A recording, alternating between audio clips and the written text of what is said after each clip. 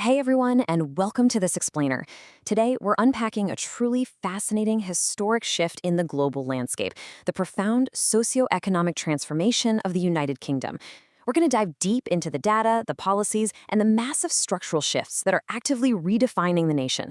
It's an absolutely striking case study in economics and national trajectory, and I am so excited to explore all of this with you.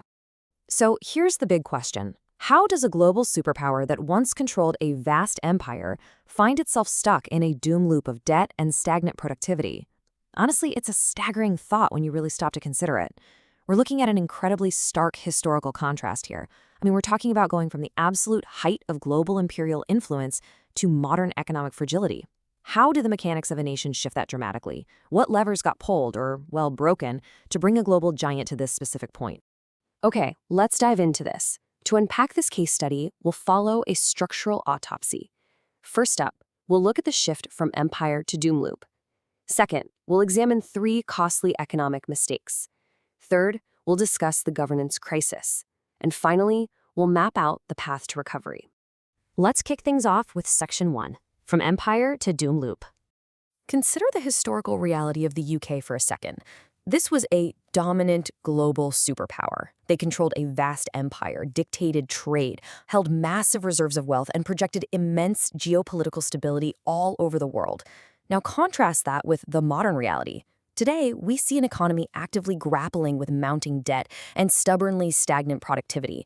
And this isn't just a slight dip in some quarterly earnings report. Nope, this is a severe structural socioeconomic decline, and it really requires us to look closely at the underlying mechanics of their financial system. At the very center of all this is what economists call the doom loop. Basically, it's an economic cycle where mounting debt and stagnant productivity continuously worsen one another. Think of it like a treadmill that just keeps speeding up while you're getting more and more exhausted. The government has to take on massive debt just to keep things running. But because productivity is stagnant, the economy simply doesn't generate enough organic growth or tax revenue to pay down that debt. So what happens? Well, they have to borrow more. That increases the debt burden even further, which then stifles the investment needed to improve productivity. It is literally a vicious systemic trap. Moving right along to Section 2, 3 costly economic mistakes. A doom loop rarely happens by accident, right? In this case, there are 3 specific fiscal and policy catalysts that really accelerated this shift. We're talking about the impact of Brexit, sudden volatility in the bond markets, and massive capital flight. Each one of these events acted as a distinct, major structural shock to the system. Let's break them down one by one to see exactly how they functioned. The first major structural disruption to the UK's global economic standing was the impact of Brexit. Now, from a purely clinical economic standpoint, untangling decades of deeply integrated trade policies, supply chains, and labor agreements inherently creates massive systemic friction. This was a profound historic shift. It fundamentally redrew the UK's economic borders and profoundly altered its established trade relationships with its closest neighbors. And of course, that injected a heavy dose of uncertainty right into their long-term growth models. It's a prime example of how quickly policy shifts can completely rewrite a nation's economic bedrock. Now, what's really interesting here is how quickly international finance can react to perceived instability. The second mistake centers on volatile bond markets. Bond markets are essentially how a government borrows money to function. When investors look at a nation's policies and lose confidence in their fiscal discipline, they demand higher interest rates to lend money. This severe volatility in the bond markets rapidly destabilized the nation's financial footing. Almost overnight, the cost of simply servicing existing government debt skyrocketed, completely draining resources that could have otherwise been used to stimulate that stagnant productivity we talked about earlier. To understand the third mistake, we need a quick definition of something called non-dom tax status. Essentially, this was a policy that allowed wealthy residents who were originally from overseas to live in the UK but avoid paying UK taxes on their foreign income. For a really long time, this specific policy acted like a giant magnet. It attracted high-net-worth individuals and, importantly, their associated capital to reside in places like London.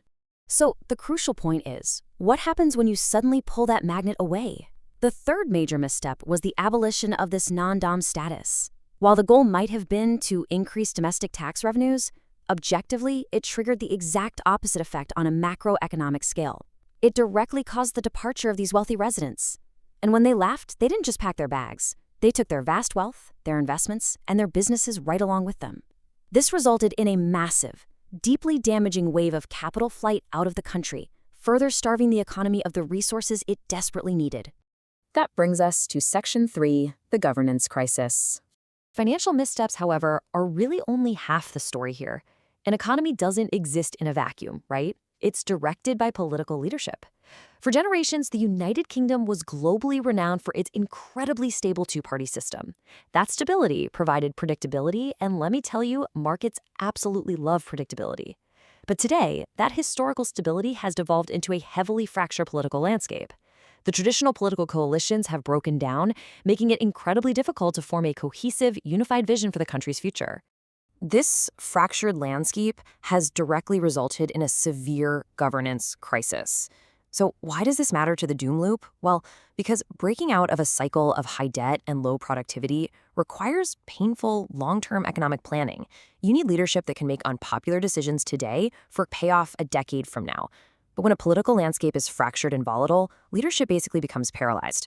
Politicians are forced to focus on short-term political survival rather than executing the long-term recovery plans the nation so desperately needs. Finally, let's look at Section 4, the path to recovery.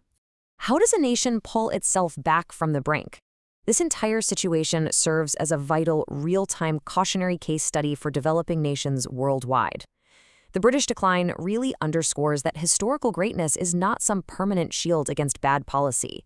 The core lessons here revolve entirely around strict fiscal management and the absolute necessity of the preservation of capital. If a government can't manage its debt and actively enacts policies that scare capital away, well, even a former global superpower will stumble. Reversing this trend requires some highly specific structural steps, and this brilliantly illustrates the path forward.